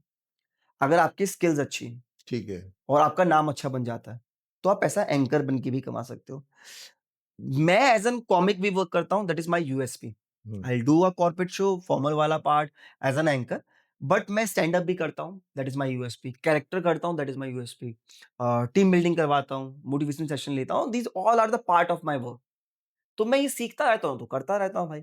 एज़ एन एंकर भी आप अच्छा पैसा कमा सकते हो अगर हम सिर्फ पैसे की बात करें, पैसे की बात करें तो, तो पैसा बहुत है नो डाउट। और बहुत पड़ा हो, बस कमाने वाला चाहिए और अपने पे भरोसा भरोसा अपने पे भरोसा और टैलेंट, बस 2 ही चीज़ें और कुछ नहीं। अपने भरोसा करो और टैलेंट करो। रोहित, जब इंसान थोड़ा-थोड़ा मैच्योरिटी पे आता है और उस लेवल पे पहुँचता है, शादी हो जाती हुँ, हुँ। है ना? लाइफ पार्टनर साथ में हाँ, आ जाती है, तो उनके साथ कुछ ऐसा जब आई ज़िंदगी हुँ, में कि हाँ, चलो अब एक बंधन में बंधेंगे, हाँ। है ना? उससे पहले भी आपने अच्छा साथ में काम भी किया, जी, जी, जी। तो इस लेवल पे जब क्या सपोर्ट मिलता है शादी के बाद, बहुत सपोर्ट मिलता है अकॉर्डिंग टू भाई, यू? आपकी वाइफ़ अच्छी होगी तो आपकी ज़िंदगी अच्छी होगी। आप अच्छे से, अगर आपकी वाइफ़ आपको समझती है। हमारी क्योंकि ग्लैमर इंडस्ट्री है भाई, बहुत चकाचौंध है, बहुत चमक है। तो इस चमक में मैं सिर्फ़ ये कहता हूँ कि आपकी पार्टनर अच्छी होनी चाहिए भाई। अगर आपकी पार्टनर अच्छी है, एंड टच वुड मेरी पार्टनर बहुत अच्छी है भाई, तो आपकी ज़िंदगी बहुत अच्छी रहेगी, बहुत सफल रहेगी। अगर आपको वो पुश करती है भाई, लेडी लक बहुत काम करता है। 100% जो लोग कहते हैं कि कुछ नहीं होता भाई, हम अकेले कर देंगे, नहीं। अगर आपकी बीवी जो है सपोर्टिव है, आपको सपोर्ट करती है, अब मेरी जो वाइफ़ है खुद परफ़ॉर्मर है, she is hmm, also a I anchor, no. है ना? मेकअप आर्टिस्ट है। तो वो अपना भी काम करती है, पर अगर मुझे भी सपोर्ट कर रही है, घर को भी देख रही है, मेरी बेटी हुई है अभी, उसको भी देख रही है, स्टिल वो सँभाल रही है। तो she is more talented than me. तो बहुत इम्पोर्टेंट है भाई, पार्टनर अच्छा होना वेरी, वेरी इम्पोर्टेंट। वो बहुत हेल्प करता है आपको। ओके। अब रोहित ने 15 साल अपनी इंडस्ट्री को दिए। जी भाई। अब उसने एक मकाम बना लिया। अब नेक्स्ट जो उसका पड़ाव है, वो नए बच्चों के लिए एक नया इंस्टीट्यूट लेकर आना है, हुँ। या ऑनलाइन पढ़ाना है, या अपना इंस्टीट्यूट लेकर आना है? मैं भाई बहुत टाइम से बच्चों को पढ़ा रहा हूँ भाई, ऐसा नहीं है कि अभी मुझे हो गए 6-7 साल हो गए। हुँ, हुँ। मैं ऑनलाइन क्लासेस लेता रहता हूँ, कई बार लाइव क्लासेस लेता रहता हूँ बच्चों के साथ। कुछ 40-50 बच्चे हैं जिनको मैंने सिखाया है एंकरिंग, बहुत सारे जिनको मैंने पब्लिक स्पीकिंग, कई बार कॉर्पोरेट के अंदर एज़ एन स्पीकर मैंने वर्क करता हूँ। कॉर्पोरेट के बहुत सारे सीईओज़ हैं, जिनको मैं क्लासेस देता रहता हूँ। तो सीखता रहता हूँ, सिखाता रहता हूँ भाई। तो यही चीज़ है भाई। लेकिन जब हम बात करते हैं एंकरिंग में एंट्री करने की, हुँ, किसी भी इंसान को जब एंट्री करनी होती है तो कोई ना कोई एक पड़ाव या फिर किसी न सी एक ऐसे कोऑर्डिनेटर से मिलना पड़ता है, जो हुँ। कि आपकी कमाई का बहुत बड़ा हिस्सा रख लेता है। ये पहले होता था भाई, हाँ? जब हम लोगों ने शुरू किया था। जी। अब कोई कोऑर्डिनेटर नहीं है भाई, मैं कह रहा हूँ ना सोशल मीडिया इतना बड़ा बूम हो गया है, इंस्टाग्राम इतना बड़ा बूम हो गया है, यूट्यूब इतना बड़ा बूम हो गया है कि भाई आपको ज़रूरत ही नहीं किसी कोऑर्डिनेटर की। पहले होता था कि आपको हीरो बनना है तो मुंबई जाना पड़ेगा। हुँ। आजकल सोशल मीडिया पे हीरो, आपके अच्छे फॉलोवर हैं। अब फ़िल्मों में कौन हीरो आ रहे हैं? वो आ रहे हैं जिनके मिलियन-मिलियन फॉलोवर्स हैं। जो वाइन्स बना रहे थे, जो वीडियो बना रहे थे, वो हीरो हैं। तो कंसर्न क्या है? काम। कितना अच्छा काम। कोई कोऑर्डिनेटर नहीं रहा भाई, कोई कुछ नहीं रहा। अब सीधा डायरेक्ट है, अपना काम करो, सोशल मीडिया पे डालो, अच्छा काम होगा, वायरल होगा, लोग देखेंगे, आपको और काम मिलेगा। दैट इज़ द बहुत गेम। तरीके से अगर हम इस लाइन को देखें तो रोहित ठाकुर ने स्टार्टिंग से जब भी फॉलो किया किसी हुँ, को, हुँ। उसका खुलासा अभी तक इस शो में भी आपने नहीं किया। जिसको आपने फॉलो किया हो, जी, जी। कौन था वो? मैंने बताया ना भाई आपको उस समय साहिल बजाज थे जिनको मैं देखता था, ओके। आप थे उसमें और मेरा को तो नहीं, नहीं खैर आप करते थे भाई, मैं आपको देखता था। आप मुझसे पुराने एंकर थे भाई। एक संतोष टंडन करके थे, वो उस आज समय आज करते भी उनका काम जी, जी, चल जी। रहा तो है वो काफ़ी भी अच्छा। उनको भी देखता था मैं। तो जितने भी उस समय एंकर थे टीवी की बात करूँ तो कपिल हो गया, सुनील ग्रोवर हो गए। कपिल जी को मैंने बहुत देखा, बहुत सीखा। कृष्णा हो गया, जितने भी टीवी के अच्छे आर्टिस्ट थे, सबको मैं देख के सीखता था भाई। इंटरनेशनल बात करूँ तो जिम कैरी मुझे पर्सनली बहुत पसंद है, तो मैं उनकी वीडियोज़, उनकी चीज़ें, उनका स्टैंड अप वाला पार्ट मैं देखता रहता था भाई। जितना देखोगे भाई उतना सीखोगे, बहुत सिंपल सा रूल है। और कोई आपको देख के सीख रहा है तो ये बहुत अच्छी बात है। तो मैं तो ये मानता हूँ। लेकिन जब इंडस्ट्री में अगर किसी को एंट्री करनी है, हुँ। तो उसको कौन-कौन सी बातों का ध्यान रखना होगा? सबसे पहले सीखो। मतलब आज के टाइम पे क्या होता है, हर किसी को लगता है कि मैं कर लूँगा। बस यही तो एक फंडा है कि मैं हाँ, सब कुछ कर लूँगा, सब कुछ कर लूँगा सब और कुछ कर लूँगा। इतना ईगो में रहते हैं कि अबे ये क्या है? लगता आसान है भाई, पर होता नहीं है। जब आप माइक में बोलते हो इतने लोगों के सामने तो फट के हाथ में आती है। कॉन्फिडेंस। कॉन्फिडेंस डगमगा जाता है, इतनी सी हो जाती है, तो लगता है कि क्या बोलें? आँखें बंद हो जाती है भाई। लेकिन जब कॉन्फिडेंस आप कैमरे के सामने आते हुँ, हो, जब आप पब्लिक के सामने आते हुँ, हो, तो एक धीरे से एक माइंड में सेट अपने करना पड़ता है कि हाँ, अब जो होगा देखा जाएगा। हाँ, लेकिन उसमें देखने के बाद नीचे जो कमेंट्स में आती हैं हाँ। चीज़ें, उसको पढ़ के कहीं आप टूट नहीं जाते कि आपने कहा कि कई जगह गालियाँ भी लिखी आती हैं, कमेंट में यार इसने कुछ बोल दिया, किसी ने आपने मोदी के बारे में कुछ एक्ट किया, तो वो मोदी के बारे में नीचे कुछ ऐसा आ गया। कोई फ़र्क नहीं पड़ता भाई, मैं कह रहा हूँ ना जितना कमेंट पढ़ोगे उतना फँसते चले जाओगे। अच्छा। मैं कमेंट पढ़ता ही नहीं हूँ, टच वुड बता रहा हूँ भाई। ना मैं कमेंट पढ़ता हूँ, ना मैं किसी दूसरे से बहुत ज़्यादा बात करता हूँ, ना उनसे जानने की कोशिश करता हूँ कि क्या चल रहा है, कौन मेरे बारे में क्या बोल रहा है, ना। अपने पे फ़ोकस रखो, काम करो और चलते बनो। सिंपल सा फंडा है भाई, जितना ज़्यादा घुसोगे, घुसते चले जाओगे और ना ही काम कर पाओगे। तो मैं तो शो पे भी जब शो खत्म करता हूँ उसके बाद मैं निकल जाता हूँ। मैं तारीफ़ बटोरने की कोशिश भी नहीं करता कि लोग आएँ फ़ोटो खिंचवाएँ। क्योंकि क्या होता है जितना ज़्यादा आप फँसते चले जाओगे, आपको लगेगा कि मैं ही हूँ। जब वो मैं वाली फीलिंग आ जाएगी तो आप नहीं कर पाओगे। अपने मैं को काटना बहुत ज़रूरी है। बहुत सबसे ज़रूरी। बड़ी चीज़ आप किसी भी प्रोफ़ेशन में हो, जी, जी। अपने मैं को जिस दिन आपने काट लिया, जी। तब आप रोहित ठाकुर, गुत्थी, हुँ। सारे कैरेक्टरों के ऊपर अपनी पोज़ीशन देखोगे, जिस हाँ। दिन मैं को काट दिया। हाँ भाई, जब भी आपको लगेगा, आप मैं को काटो, कर्म करो और चलते चलो। यही सिंपल सा फंडा है भाई। अब बात करेंगे हम सिर्फ़ उन चीज़ों की जिस पे आज काम हो रहा है, जी, जी। Stand up comedians. जी, जी। लेकिन ये तो सोचा भी नहीं होगा आपने कि स्टैंड अप कॉमेडियन हुँ। एक जगह खड़े होके परफॉर्म करना, क्योंकि आपका तो हमेशा रहा कि एक कैरेक्टर में रहे, जी, जी, मूव कभी करना। भागना, जी, कभी ये जी। करना, फिर एंकरिंग करना। जी, जी। लेकिन ये जो स्टैंड अप कॉमेडियन का रूप आया, हुँ। ये कब कैसे उजागर हो गया? तो भाई मैंने स्लोली स्टेडली जैसे इंसान सीखता रहता है, तो I start as an anchor, फिर कैरेक्टर, फिर स्टैंड अप पे मैंने फ़ोकस किया भाई। तो धीरे-धीरे सीखता रहा, मैं भी जाके परफ़ॉर्म करता रहता हूँ, बहुत सारे क्लब्स हैं यहाँ पे ओपन माइक के। वहाँ अपना कंटेंट डेवलप करता रहता हूँ, बनाता रहता हूँ, उसे फ़िल्टर करता रहता हूँ अकॉर्डिंग टू कॉर्पोरेट, क्योंकि मेरा फ़ोटे ही कॉर्पोरेट है। तो मैं उसको करता रहता हूँ, वहाँ से सीखता रहता हूँ भाई। तो करते-करते डेवलप हो गया।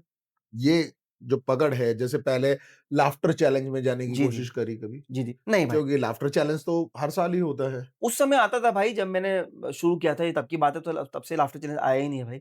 और दूसरा क्या है, टीवी की जो मार्केट है भाई, बंद गई है भाई कुछ लोगों में, जनरली ऐसा ही होता है, मैंने ये फ़ील किया है। तो इसलिए आज के टाइम पे सोशल मीडिया अच्छा प्लेटफ़ॉर्म है, वहाँ पे करो, बनाओ, डालो, चलते चलो, बस यही है। ज़्यादा एक्सपेक्टेशन मत रखो कि मैं ये कर लूँगा, मुझे वो करना है, मुझे ये करना है, नहीं, करो बस और डाल दो सोशल मीडिया, मेरा ये मानना है। अच्छा बनाओ, डाल दो, अच्छा होगा, चल जाएगा, बड़े से बड़ा चैनल, बड़े से बड़े लोग आपको बुलाएँगे, आपके साथ परफ़ॉर्म करेंगे। स्टैंडिंग कॉम्पिटिशन जो होते हैं, जैसे स्टैंड अप कॉमेडियंस के जो कॉम्पिटिशन है, हुँ। उसमें कभी जाने की सोची हो? मैंने कुछ शोज़ किए थे भाई बीच में जब आए थे, पर उसमें मेरा सिलेक्शन नहीं हुआ था भाई, तो फिर वो नहीं हो पाया। अच्छा। जी, जी। अब जो आपके शोज़ चलते हैं जी, जी। अलग-अलग जगह पे, जी, जी। उसमें आपकी ऑडियंस कैसी रहती है? जो अब जैसे और जो उसके आने का तरीका है, हुँ। जैसे बुक माई शो या फिर कहीं पे हाँ, भी हाँ, हाँ। इज़िली जाके कनेक्ट होना, जी, जी। उसके लिए कैसे कनेक्ट होता है बंदा जो स्टैंड अप वाला देखने पार्ट के है लिए? भाई, क्लब्स कॉमेडी वाले होते हैं, तो उसमें पहले ही टिकटें सेल आउट हो जाती है बुक माई शो में, और बहुत सारी ऐप्स हैं और बहुत सारे प्लानर होते हैं, वो पहले ही सेल आउट कर देते हैं। अगेन मैं स्टैंड अप जो करता हूँ, I will do a stand up according to the corporate audience. तो मैं वहाँ पे भी वैसा ही कंटेंट डेवलप करने की कोशिश करता हूँ जो मैं कॉर्पोरेट में डाल सकूँ, क्योंकि मेरा ब्रेड एंड बटर वो है, मुझे आता वो है। तो स्टैंड अप के अंदर भी मैं इंटरेक्शन कॉमेडी ऑन करता द हूँ। स्पॉट अगर पूछूँ कि दिल्ली की बारिश, हाँ, पिछले कुछ दिनों में दिल्ली में बहुत तगड़ी-तगड़ी बारिश हुई है। हाँ, उसके ऊपर अगर आपको 2 मिनट बोलने के लिए कहूँ, हाँ, as a stand up comedian, हाँ। तो आपका माइंड कहाँ क्लिक करेगा? बारिश में? बारिश पे? बारिश बहुत अच्छी हुई भाई। दिल्ली क्या गुड़गाँव डूबने को आ गए थे भाई। पर ठीक चल रहा है। मुझे बड़ा अच्छा लगा। अभी केजरीवाल जी होते, जो नहीं है दिल्ली में, तो वो ज़रूर कहते कि नमस्कार जी, मैं ये बताना चाहता हूँ, मैंने फ्री करवाई है जी। ये लोग कहते थे पानी फ्री कर दो जी, मैंने करवा दी जी, बारिश हो रही है, बटोर लो जितना बटोरना है जी। नमस्कार जी, नमस्कार। तो पाटा हुआ के भाई। भाई मैं अभी आपको बताऊँ, मैंने अभी रिसेंटली न्यूज़ देखी थी, आपने भी देखी होगी। वो कार 24 वालों ने बारिश बहुत ज़्यादा आ रही है तो अपनी बोट चला दी। बहुत अच्छी बात है, लोगों को हेल्प कर रहे हैं, पर उनका चालान कट गया। अच्छा। हाँ भाई, कट गया, पर इम्पोर्टेंट क्या है? जितनी नेगेटिविटी हुई उतना वायरल हुए, तो बेनिफिट मिल गया उनको। तो अच्छी चीज़ है भाई, जैसे भी वायरल हो रहे हो, वायरल होना है और काम करना है, सही बहुत चीज़ है। बढ़िया। तो मतलब आप समझ सकते हैं कि कॉर्पोरेट जो है किस हाँ। तरह से अपने ₹50,000 का चालान कटवा के भी हाँ, पब्लिसिटी खेल खेल गए। भाई तो उनको पूरा केचअप मिल गया ना भाई, भर-भर के केचअप मिला, भर-भर के केचअप मिला चारों तरफ हाँ, से पानी लेकिन के अंदर। चालान उनका वो इसीलिए हो गया क्योंकि वो उन्होंने बोट वोट पे समथिंग तो सिक्योरिटी के सिक्योरिटी लिए नहीं कुछ डाली। ऐसा नहीं था। हाँ, जैसे पानी अगर एक हाथ हो तो फिर आप सिक्योरिटी आप समझ सकते हैं। वो सिक्योरिटी लेकिन बहुत ज़रूरी होती है अ, भाई, पानी चाहे 1 हाथ हो, चाहे 2 हाथ हो। मान लो आपने अगर जैकेट नहीं पहनी हुई है और गिर गए और 1 हाथ पानी, तो कैसे बचोगे? अच्छा। सोचने वाली बात है ना, तो बहुत अच्छा चालान कटा है। चालान कटना चाहिए। कटना चाहिए। हाँ, ये तो कटना लेकिन चाहिए। अगर इस पे केजरीवाल का क्या क्या राय होगी? केजरीवाल जी कहते हैं जी गलत हुआ है, ये बीजेपी वालों ने करवाया है। मैं होता तो मैं कहता जी मैं चारों तरफ बोर्ड चलवा देता। मैं कहता ये तो करना चाहिए जी, ये कॉर्पोरेट वाले कैसे पहुँचेंगे ऑफिस के अंदर? ऐसे पहुँचेंगे जी। मैं इनके साथ हूँ जी, मैं इनके साथ हूँ। I love Modi. I love I love Modi आखिरी में जी, भी जी, आई जी। लव मोदी। वैसे ये केजरीवाल जो आए थे मार्केट में जी, नए-नए जी। आए थे। जी, जी। What do you think about कि अब एक नया केजरीवाल अभी जैसे कॉकरोच वाली पार्टी से निकल के आने जी, की जी। उम्मीद है कुछ नया ऐसा कुछ होगा? भाई अगर मैं प्रैक्टिकली बताऊँ अबाउट दी केजरीवाल जी, मैं उनकी बड़ी रिस्पेक्ट करता हूँ। मैंने खुद उनको वोट दिया है। मुझे बहुत अच्छे नेता लगते थे। बट टीम बहुत इंपॉर्टेंट है, तो उनकी टीम मेरे ख्याल से उतनी स्ट्रॉन्ग नहीं थी, इसलिए नहीं टिक गए। मेहनत करेंगे दोबारा आ जाएँगे। एंड अभी जो कॉकरोच पार्टी की बात चल रही है भाई, तो बहुत सारे कॉकरोच थे जंतर मंतर पार्टी पे, पर झारखंड में कोई जा नहीं रहा है। वहाँ क्यों नहीं जा रहे? मतलब सोचने वाली बात है कि सारे के सारे कॉकरोच दिल्ली में ही थे, जंतर मंतर में थे, झारखंड पे क्यों नहीं जा रहे इंडस्ट्री वहाँ? है ना, वो राजनीति की इंडस्ट्री है। नहीं, वो हो सकता है वहाँ पे ब ब मोदी जी हों। घेर सके, सारे पॉलिटिशियन इकट्ठे हो गए, सारे लोग आ गए, सारे लोग साथ दे रहे हैं इनका। अब झारखंड में कोई भी क्यों नहीं जा रहा है? वहाँ पे भी तो स्टूडेंट्स हैं, वहाँ बैठे हुए हैं, उनके बारे में कोई नहीं बोल रहा है, और जो बोल रहा है वो फिर जेल के अंदर जा रहा है। तो वहाँ कोई ये नहीं कह रहा कि मोदी जी ने ये करवा दिया, मोदी जी ने वो करवा दिया। तो ये मतलब आई एम वैसे not a supporter of Modi but still. Social media की अगर हम आज़ादी की बात करें, हुँ, तो आज़ादी और सोशल मीडिया हुँ, प्लस ये जो फाउंडेशंस की धार जो अब खींचे जा रहे हैं हाँ, कि भाई आप बोल कुछ गलत अगर आप पार्टी के बारे में बोलोगे, हाँ, तब आपको पुलिस पकड़ लेगी, हुँ, अंदर चले जाओगे। हुँ, तो ये जो सिद्धांत अभी चल रहे हैं, क्या हाँ। ये जेन्युइन है? होने चाहिए? एक राजनीतिक रूप से अगर देखा जाए स्वतंत्र भारत के लिए, क्या बोलने की आज़ादी खत्म हो चुकी है? देखो टेक्निकली खत्म भी नहीं हुई है। हाँ, बट अगर आप गलत बोलोगे, जैसे अभी जब ये जंतर-मंतर पे हुआ, तो प्राइम मिनिस्टर के खिलाफ जो गालियाँ दे रहे थे, वो कहाँ तक जायज़ है? यार एक छोटी-सी बात समझो कि मान लो आपको मोदी पसंद नहीं है, मैं एग्री करता हूँ, ज़रूरी नहीं है कि सबको मोदी जी पसंद हो। मगर एक एज फैक्टर पहली बड़ी बात, उस एज में आपके दादा होंगे, पापा होंगे, आप उनको गाली दोगे? कोई आके तीसरा बंदा उनको गाली देना शुरू कर दे, तो आपको अच्छा लगेगा? यार वो हमारे देश को रिप्रेजेंट कर रहे हैं। आप उनकी सोच से सहमत नहीं हो, मैं मान सकता हूँ। मगर आप उनको गाली दें, मैं ये नहीं मान सकता और उनके खिलाफ अगर एक्शन हो रहा है तो बहुत सही हो रहा है। उसमें भी मोदी जी ने आके कह दिया कि नहीं, नहीं हमारी बच्चियाँ भटक गए हैं, छोड़ देते हैं। नहीं, आप गलत कर रहे हो, गलत संगति में फँस रहे हो इसलिए गलत बोल रहे हो। तो ये संस्कार आप सोचते हो कि समाज से ही आ रहे हैं और बच्चों को गालियाँ देना किसने सिखाया? स्कूल्स में जाता है बच्चा, घर में भी जाता है, कहीं न कहीं उसको स्टार्टिंग से ही एक आपके भी बच्चे हैं, मेरे भी बच्चे हैं। क्या आप सोचते हो कि ये सिस्टमैटिक जो चीज़ें हो रही हैं, गाली देना किसने सिखाया? स्कूल में सिखाते हैं या घर में सिखाते देखो हैं? मैं कहता हूँ गाली देना पहले तो गलत नहीं है। कोई आपके चाकू मारेगा तो आप उससे कहोगे ना, अरे चाकू मार दे, निकलेगी गाली मुँह से। दे तो गाली, कोई दिक्कत नहीं है, पर मैं भी गाली दे रहा हूँ। पर गाली देने का मतलब है देनी किसको है? और बिना बात के क्यों देनी यार? और उससे क्या मिल जाएगा तुम्हें? अब तुम्हें गाली देनी, झारखंड में जाके गाली क्यों नहीं दे रहे? वहाँ पे भी स्टूडेंट्स बैठे हुए हैं ना, वहाँ जाके प्रोटेस्ट करो। वहाँ जाके कोई नहीं दे रहा। जो इसकी कॉकरोच पार्टी के थे व्यक्ति, उनको सबको टाइफाइड हो रखा है। अब कोक पी के ठीक कर रहे हैं अपना टाइफाइड। अब अच्छा। उसके बाद भी नहीं जा रहे झारखंड में। कौन बोले फिर? ये प्रॉब्लम है। आप एक जगह पे आके कह दे रहे हो कि भैया ये गलत हो रहा है, ये गलत हो रहा है। अब बाकी जगह भी तो हो रहा है, जाओ ना। कभी आपने मोदी जी का कैरेक्टर नहीं किया? मोदी जी का कैरेक्टर मैं कर लूँगा किसी ना किसी दिन जल्दी। क्यों नहीं किया? मेरा सवाल ये है कि क्यों नहीं किया अभी तक? वो उसका रीज़न बताता हूँ। मेरा ये मानना है भाई, जब भी कोई कैरेक्टर करो तो वो आप पे सूट होना चाहिए। आपके स्ट्रक्चर के हिसाब से, आपकी बॉडी के हिसाब से, आप वो लगने चाहिए। अगर आप वो आपने लगोगे नहीं। अमिताभ बच्चन का किया, अब मैं नहीं कहता कि भैया आपकी बहुत लंबी हाइट है, हाँ, लेकिन आप अमिताभ बच्चन के गेटअप में जब आते हो तो आप उसी को बिल्कुल कॉपी टू कॉपी लगते हो। वो प्रैक्टिस भाई। हुँ, जब मैंने मोदी जी करने की सोची थी बीच में, पर मैं उस अच्छा। कैरेक्टर को उस तरीके से निभा नहीं पा रहा था। इसलिए मैंने नहीं किया और उसपे बहुत निखर के नहीं आ रहा था। अगर एक ट्राइब में मित्रो बोला जाए तो कैसा होगा? मत रहो। नहीं आएगा, वो प्रैक्टिस चाहिए भाई। प्रैक्टिस चाहिए। मैंने कहा ना, कोई भी चीज़ हवा में नहीं होती है। लगता आसान है बट प्रैक्टिस, प्रैक्टिस, प्रैक्टिस बहुत ज़रूरी है हर चीज़ में। मतलब अगर केजरीवाल बोलो तो अभी निकल जाएगा, केजरीवाल जी, केजरीवाल। मैं कहना चाहता हूँ जी, घपला एक होता, क्योंकि उसकी मैंने प्रैक्टिस की हुई है जी। वो मैं करता रहता हूँ। जो मैं करता रहूँगा वो घुसता रहेगा भाई, प्रैक्टिस होती रहेगी। तो ऐसा रहता है। अच्छा, ये रही कैरेक्टर्स की बात, लेकिन उसके बाद जब रोहित ठाकुर ने अपनी ज़िंदगी के अगले पड़ाव पे पहुँचे, तो वहाँ उनके पास बहुत सारी चीज़ों के साथ-साथ एक व नई चीज़ जुड़ी दूसरों से एक्सपीरियंस लेके मोटिवेशंस दूसरों को देना। जी, जी, जी। This is about our give and take. जी, जी। हाउ टू से इसकी गिव एंड टेक जब किसी से ज्ञान लिया, हुँ। तब किसी को दिया। जी, जी, जी। लेकिन ये उधार पे ज्ञान लिया या फिर सच में उनके साथ बैठ के काफ़ी डीपली नॉलेज भी ली किसी चीज़ की? भाई देखो, ज्ञान जो है जितना लो उतना कम है और लेना चाहिए अच्छा ज्ञान। नॉलेज लेनी पढ़ना चाहिए। मैं पहले भी ये बात कह रहा था। मैं पढ़ने की कोशिश करता रहता हूँ, पढ़ता रहता हूँ जब भी फ्री टाइम होता हूँ। मेरी बुक्स गाड़ी में भी पढ़ी है, घर में भी पढ़े थे, मैं पढ़ता रहता हूँ। पढ़ना बहुत ज़रूरी है।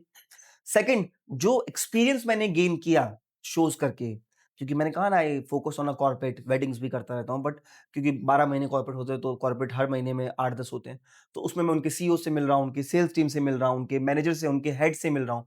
तो उनसे जो मैंने सीखा, उनसे नॉलेज ग्रैब करी, उसके मैंने पॉइंटर्स बनाए, उसका सेगमेंट बनाया।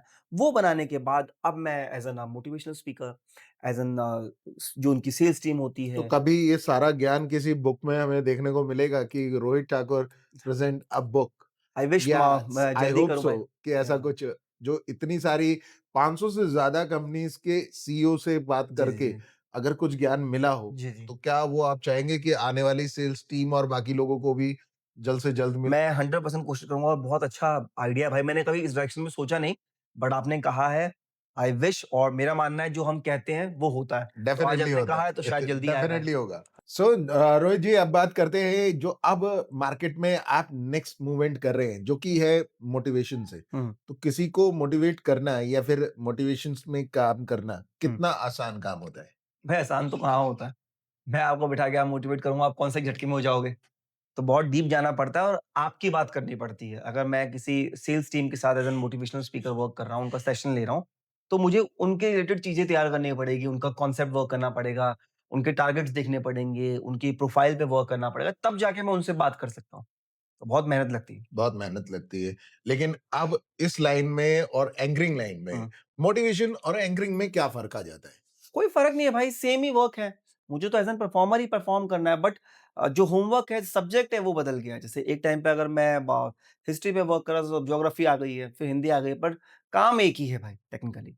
तो बस सब्जेक्ट चेंज हो जाता है, उसकी प्रैक्टिस और बढ़ जाती है। मोटिवेशन के जब करते किसी को मोटिवेट करना होता है तो कितने तगड़े के एग्ज़ाम्पल्स को आप यूज़ करते हैं? बहुत एग्ज़ाम्पल देने पड़ते हैं भाई, उससे रिलेटेबल चीज़ें मैंने कहा ना इस पे जब भी हमें किसी का कोई सेशन लेना पड़ता है या मुझे जाना पड़ता है सेशन लेने के लिए, उससे पहले ब बहुत वर्क करना पड़ता है। उनकी हर एक चीज़ पे, हर एक कॉन्सेप्ट पे, एक-एक अगर मैं उसकी पर्सनैलिटी पे कोई बात करने वाला हूँ या मैं सेल्स पे बात करने वाला हूँ, तो सेल्स से रिलेटेड मुझे बहुत सारे एग्ज़ाम्पल तैयार करने पड़ते हैं कि इसको ये बात नहीं समझ में आएगी तो इससे आ जाएगी, इससे नहीं आएगी तो इससे आ जाएगी। तो बहुत मैटर करता है भाई वो चीज़। जब हम चार्जिंग की बात करते हैं, किसी चीज़ को चार्ज करना, हुँ, एक इंसान के लिए बेस्ट चार्जर एक मोटिवेशन स्पीकर बनना, हुँ, उस जगह पे पहुँचना, जी। इसके लिए कितना एक्सपीरियंस की नीड होती है? जैसे पहली बार आपने काम किया है तो किसी ने कहा होगा, "अरे यार, ये तो कॉमेडियन है, हाँ, हाँ, इसको कहाँ बुला रहा हूँ मैं।" ऑब्वियसली। है ना? कहाँ-कहाँ हेडल्स आए भाई इसमें? यही मैं समझाने की कोशिश करूँगा क्योंकि मेरे लिए बहुत डिफ़िकल्ट होता है सेशन लेना। अगर किसी शो पे मैं एज़ एन कॉमिक कर रहा हूँ तो मैं ये सेशन नहीं ले सकता क्योंकि उसके माइंड में एक मेरी इमेज बन गई है एज़ एन बन गई है। कॉमेडियन। तो मैं उसको ब्रेक नहीं कर सकता एकदम से। तो it's a totally different genre for me. तो अगर मैं कहीं पे एज़ एन मोटिवेशनल सेशन ले रहा हूँ या उनकी सेल्स टीम के साथ कोई सेगमेंट ले रहा हूँ या कोई टीम बिल्डिंग का सेगमेंट ले रहा हूँ तो उस समय मैं वही वर्क कर रहा हूँ सिर्फ़। एज़ एन कॉमिक नहीं कर रहा हूँ। तो इस तरीके से वर्क करना क्या पड़ता है। दिक्कत आती है क्लाइंट्स को समझने में? बहुत दिक्कत आती है भाई। मतलब एज़ एन कॉमिक मेरी एक अच्छी प्रोफ़ाइल डेवलप है भाई। तो ये तो मैंने करते-करते सीख रहा हूँ, तो इस पे वर्क कर रहा हूँ और आगे प्रेज़ेंट कर रहा हूँ। बट जो एक इमेज बन गई है as an a comic, as an MC, उसको ब्रेक करके फिर वो प्रेज़ेंट करना तो वो डिफ़िकल्ट होता है। As a master of ceremony हुँ, जब आप काम करते हैं, हुँ, तो कौन-कौन सी बातों को ध्यान में रखते हैं कि कहीं मैं किसी पे हावी तो नहीं हो रहा? क्योंकि अब जब आपके अंदर 4 चीज़ों का मिश्रण आ गया है, हुँ, आप मोटिवेशन भी करते हैं, टीम बिल्डिंग भी करते हैं, हुँ, वेडिंग भी करते हैं, कॉर्पोरेट भी करते हैं, हुँ, तो ये सब चीज़ें एक साथ आ जाती है, हुँ। तो मिक्स मैच नहीं हो जाता कहीं पे? अगर कहीं पे आप अगर छिड़काव कर रहे हैं, तो पता चला कि हाँ भाई, नमक भी ज़्यादा डल गया। नहीं भाई, एक अच्छा आर्टिस्ट वो उसको पता है कि कब क्या प्रेज़ेंट करना है भाई। अगर मुझे यही ना पता हो तो फिर शायद मैं आर्टिस्ट ही नहीं हूँ भाई। फिर शायद मुझे लोग बुलाए ही ना। तो मुझे इसका फ़र्क पता है कि मुझे कहाँ क्या बोलना है, क्या प्रेज़ेंट करना है और इसलिए लोग बुलाते मतलब हैं। कहाँ मज़ाक करना है, कहाँ सीरियस रहना है, हाँ, और कितना मज़ाक करना है, कितना दैट इज़ मज़ाक करना है। The key point. क्या बोलना है, कैसे बोलना है, तो वो मुझे आता है शायद इसीलिए काम करता हूँ।